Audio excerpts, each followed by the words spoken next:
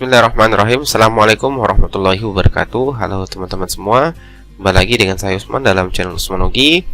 Baiklah, di kesempatan yang baik ini kami kembali akan membahas terkait dengan informasi terbaru dari pelaksanaan P3K di tahap 2, dimana di video kali ini kami menyampaikan dua info, kabar baik dan kabar yang kurang baik juga teman-teman, bagi rekan-rekan guru honorer yang akan mengikuti seleksi kompetensi di tahap 2.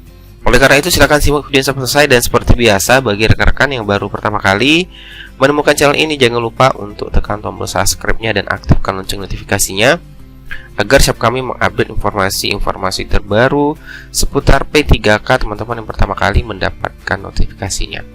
Oke teman-teman, terima kasih. Langsung saja terkait dengan dua kabar tersebut.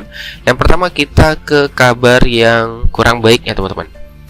Nah, di sini di pengumuman terbaru dari Kemendikbud, tentunya teman-teman sudah membacanya semua karena sudah kami juga infokan di video sebelumnya.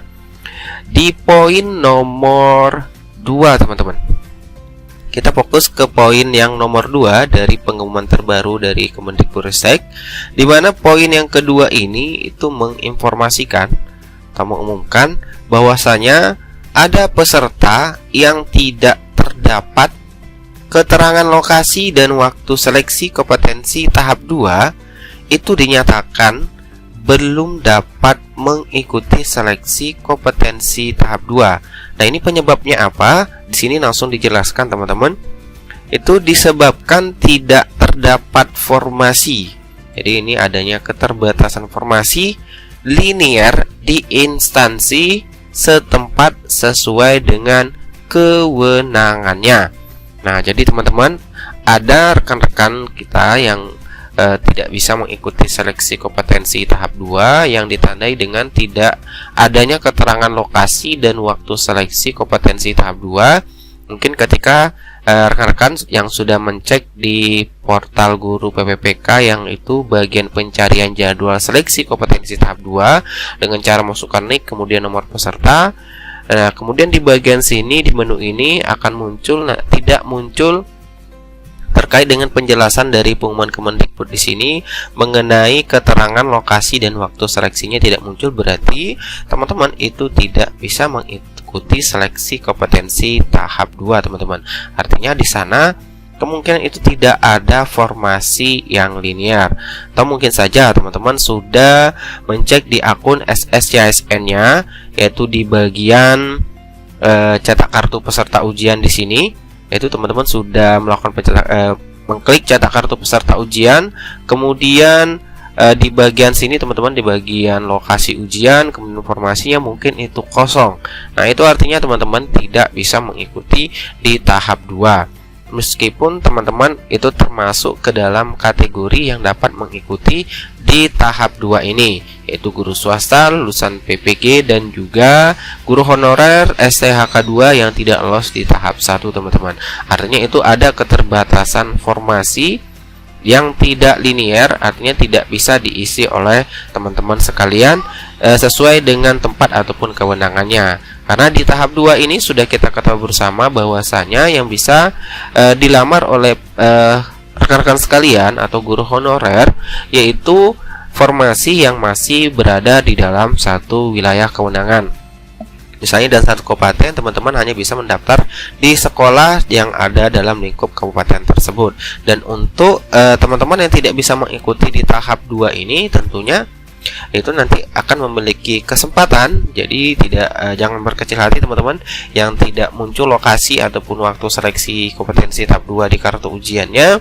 Itu masih ada kesempatan yang ketiga nantinya yang akan dibuka oleh Panselnas pastinya, yaitu di tahap 3 nanti untuk teman-teman bisa mengikutinya. Yang pastinya di tahap ketiga nanti teman-teman sudah bisa melakukan pemilihan formasi lintas wilayah seperti itu. Namun itu kembali lagi dengan ketersediaan formasi teman-teman. Kalau seandainya masih tersedia formasi yang bisa teman-teman lamar di tahap 3 nantinya, pastikan teman-teman bisa mengikuti di tahap 3 seperti itu. Kemudian kabar yang kedua yang akan kami sampaikan ini tentunya kabar baik ya. Kabar baiknya di sini di pengumuman ini teman-teman, itu ada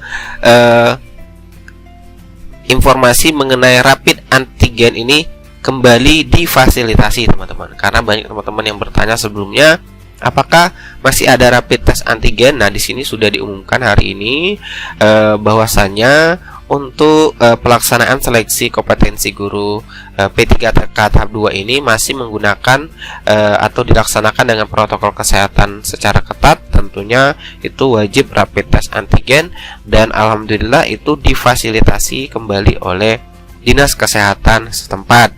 Nah, kemudian bagi rekan-rekan sekalian yang mungkin yang bertanya bagaimana caranya kita rapid test antigen, jadi di sini silakan teman-teman sekalian berkoordinasi atau menanyakan informasi terkait dengan rapid test antigen ini di Dinas Kesehatan setempat, ataupun mungkin juga bertanya ke Dinas Pendidikan, teman-teman. Karena untuk rapid test antigen ini dijelaskan di sini yaitu 1 hari sebelum mengikuti seleksi kompetensi. Jadi pastikan teman-teman mendapatkan informasi di mana lokasi, kemudian waktunya kapan untuk melakukan rapid test antigen untuk mengikuti seleksi kompetensi tahap 2 di P3K Guru di tahap 2 tahun 2021 ini ya teman-teman. Pastikan mencarikan informasi kapan bisa melakukan rapid test antigen.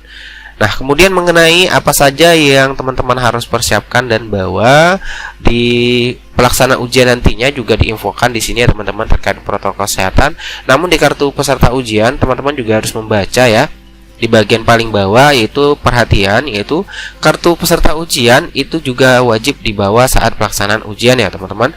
Kemudian membawa kartu bukti identitas diri yang asli yang tercantum pada kartu ini dan terdapat di dalam pada saat pelaksanaan ujian.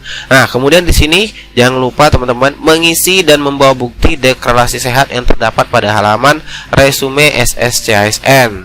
Ya, jadi silakan teman-teman di bagian resume pendaftaran di akun SSCASN BKN di akun teman-teman sekalian. Di bagian rekor sehat silakan diklik saja di sini teman-teman untuk mengisi deklarasi sehat tersebut, kemudian dicetak kartunya, kemudian dibawa pada saat melakukan atau mengikuti seleksi kompetensi tahap 2. Dan yang pastinya itu masker ya 3 lapis. Nah, ini untuk yang wajib teman-teman bawa ketika mengikuti seleksi kompetensi tahap 2. Oke, itulah informasi yang dapat kami sampaikan kepada rekan-rekan yang akan mengikuti ujian kompetensi di tahap 2. Jadi bagi rekan-rekan yang tidak bisa mengikuti seleksi kompetensi di tahap 2 ini karena keterbatasan informasi yang tidak linear atau tidak muncul ya terkait dengan waktu dan lokasi ujiannya di kartu peserta ujian teman-teman, jangan berkecil hati, semangat karena masih ada tahap 3. Dan di tahun 2022 pun nanti P3K Guru masih berlanjut teman-teman.